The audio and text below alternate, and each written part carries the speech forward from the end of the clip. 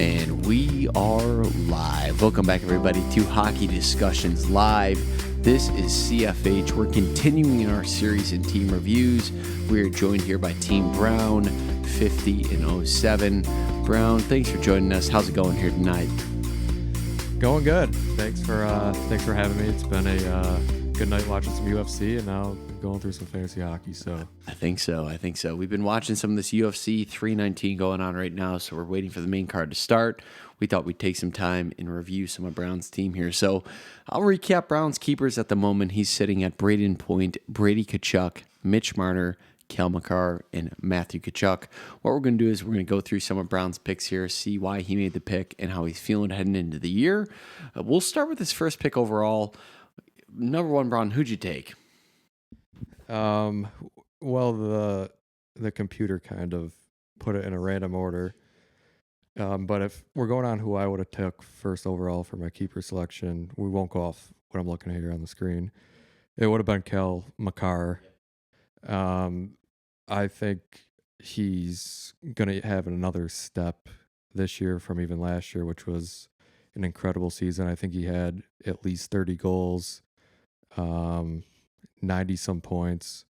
If he can hit that 100-point mark as a defenseman, that's just incredible with all the other points you get from blocks, shots on goals, and hits. So he's going to be he's young too. He's a generational player. He's one of the younger generational players in the league. So he's going to be a keeper of mine for years to come.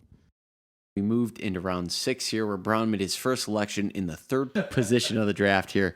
Brown picked up Jake Gensel, but I'll quickly go over my other keepers real quick.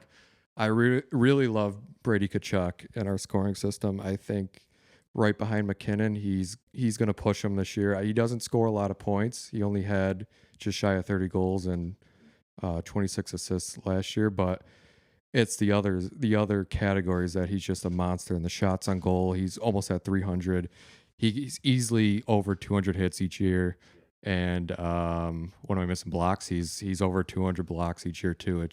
Even if he's not scoring points, he is getting you fantasy points from an all-around game perspective. He's one of the best all-around players in the league. So no brainer there. Mitch Marner, he puts up a lot of points, but he doesn't put the puck on net, which is a little concerning for me. He's not a big hitter, and he doesn't block shots. So I'm really banking on him to get these power play points in Vegas. Mm-hmm. But a 100-point player, right? He's not going to put he'll put the puck in the net or be involved. And then Braden Point, I love my Tampa players, big Tampa fan. He's another one where he'll rack up the power play points for you. That's just an unreal power play unit that they have there in Tampa. It's been like that for years now. 42 goals, 40 assists last year. I think he could do even better than that too. So the points are there for him. And he's another guy, he won't get a lot of shots on goal, but the power play is just lethal in Tampa. Matthew Tkachuk, he's like his brother. The big question is he going to play a full season this year, or is he going to elect for that surgery? He hasn't been healthy for a few seasons now, but if he can stay fully healthy, he's another elite player. They haven't said it yet, though. I think Matt Tkachuk still has a bit of time to make a decision on what he wants to do with this, so he still has some time to see if it's going to be a good fit or not, if he's going to get the surgery, if not, so we'll see. So, like I said, Brown had the third selection in round 1 of our draft outside of keepers. And Brown, who'd you pick and why? I took Jake Gensel. Kind of a no-brainer for me. I watch all the Tampa games. Gives me something to root for. And he obviously was on Tampa for the first time last season, and he was just a staple on that first power play unit. He fits seamlessly into that group, and it's just a great 1-2 punch having Point and Gensel feeding off each other on that first power play unit. So kind of a no-brainer. I took him over Philip Forsberg. Philip Forsberg's one of those guys where he's a multi-category scoring guy, but I just liked having the connection there with Point and Gensel. Whenever one of them scores, usually the other's getting the assist. So it's a good connection to have. Yep. Now, following that, Brown, like we mentioned, traded pick 7, or round 7 pick. Moved in round 8. He doubled up in round 8 and took Tage Thompson and Brandon Hagel. Tell us a bit about those picks. So Hagel, that's tripling up on Tampa now. Is there some risk with that, or are you comfortable with that kind of 3-man Tampa pick? No, like I said, I like to get my Tampa guys together. Hagel was one of these guys that I took late last year. He was a breakout candidate last year, and he definitely broke out in a big way. 35 goals, 55 assists. He's another one of these all around players. He's a hard nosed guy. He gets in the corners. He'll throw some bodies. He'll get a decent amount of shots on goal, but he's not on the first power play unit, which is all right, I guess. Not great. But he did have quite a bit of shorthanded points last year. I do remember that he's on that penalty kill unit, and he's a grinder, and he plays the game the right way. So I have a lot of these guys that I built around these hard nosed guys that'll work the corners, get some hits, get some block shots, and put the puck in the net and get some assists too. So I like Hagel, and then Thompson. Not the best team, but by far the best player on the team. I think he's going to put up 50 this year if he can stay healthy. The shots there, I just worry if he's going to have someone feeding him the puck, but he's just one of these superstar players that, I mean, I had to take him in the eighth round, and 50 goal players don't pop up every day in the eighth round. So I enjoyed that pick a lot. Yeah, so I'll go through some of these here to speed up a bit. Then I have a question for you. So round 9, Jake Ottinger. Round 10, Maurice Sider. 11, Martin Necas. And then 12, Sebastian Aho. Team Colt and I were discussing about picking goalie early. I know I did with Vasilevsky. You did here with Ottinger here in round 9. What did you think going into that pick? Was that concerning for you taking goalie too early, or was that fine for you? No, that's kind of where I wanted to take my first goalie, anyways, was around that spot. I actually debated keeping Ottinger.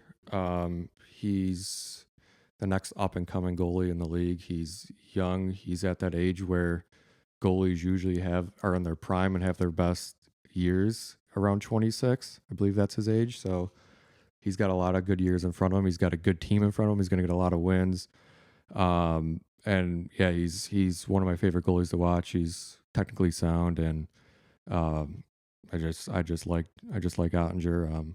I could honestly see me if he has truly a breakout year this year, where he's a top 1 or 2 fantasy goalie this year. I could see myself keeping him next.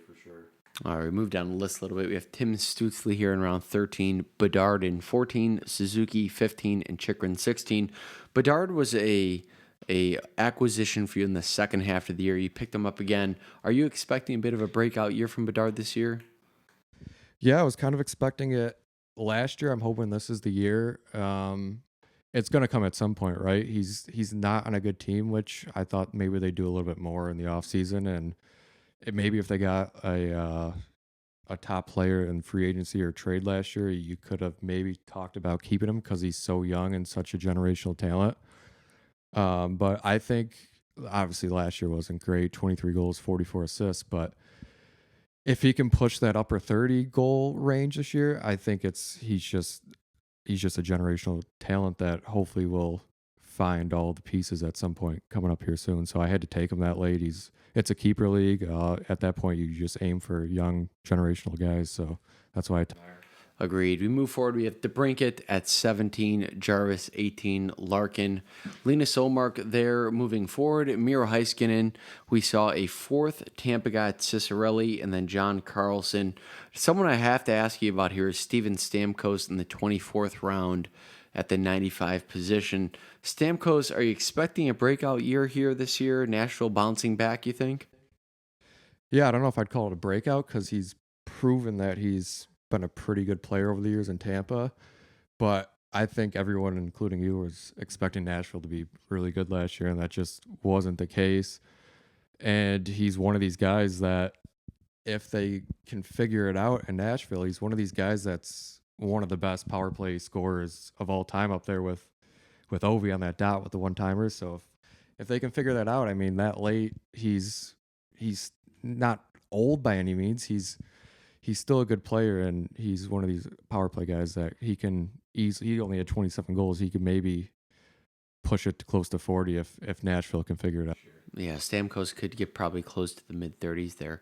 Rounding out Brown selection, we had Brock Besser in 25, Barzell 26, Brock Faber in 27, Demko in 28, Svesnikov in 29, Sanheim at 30, and then rounding up with Jeremy Swayman. So Team Brown, you look at your team here. Happy with your team? What is a bit of advice you have for the listeners in regard to drafting? What do you have to say? For your first question, I'm very happy with my team. There's two guys. I got most of the guys that I had slotted that I wanted. There was two guys that were picked in front of me, but I worked the trades a little bit throughout the year, so we'll see what I can do. I would just say know your scoring. I feel like a couple guys in our league didn't necessarily look at the changes we made in scoring and kind of reflected in some of their picks. And then obviously, if you're in a keeper league, towards the later rounds or even mid rounds, look for those young guys that you think are going to be a breakout. Someone does it every year, and if they're young, it can result in a keeper for you. So, know your scoring, and if you're a keeper, look for those young breakouts. You heard it there, folks. So look for the keepers, look for the young guys who are going to break out. But Team Brown joining us here live on the Hockey Discussions podcast, talking about fantasy hockey for CFH League. Team Brown, thanks again for joining us. And folks, we will see you all in the next episode. Thank you for joining.